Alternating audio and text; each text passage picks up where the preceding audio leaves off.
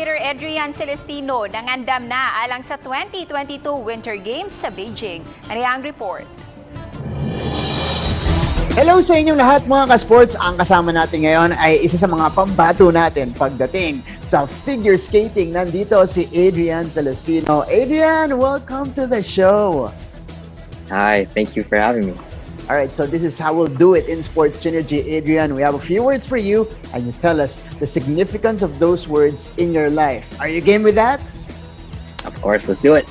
All right, let's do it. First word, since you are competing in this tournament in a few days, Nebelhorn. What do you think about that? Well, pretty important and exciting competition coming up. It's the qualifier for the Olympics. So if I do well, I can go to the Beijing 2022 Olympics. Wow, so we know what's at stake here. And again, how are you preparing for such a big competition, such a big tournament, knowing that you're up against the best of the best in the world? That's why our second word here, preparations.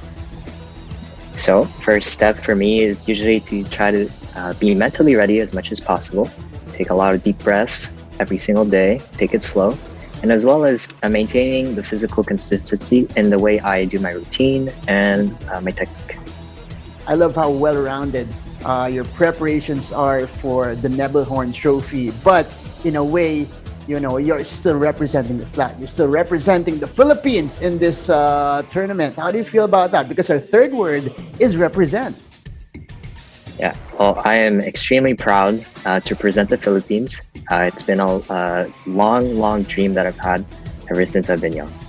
There you go. We wish you the best in the Nebelhorn Trophy. And of course, we hope that you qualify for the Beijing Winter Olympics in the process. Adrian, that is the final buzzer. Thank you so much for joining us here on the show. And there you go mga ka-sports. Yan po ang ating pambato pagdating sa figure skating na si Adrian Celestino on Sports Synergy.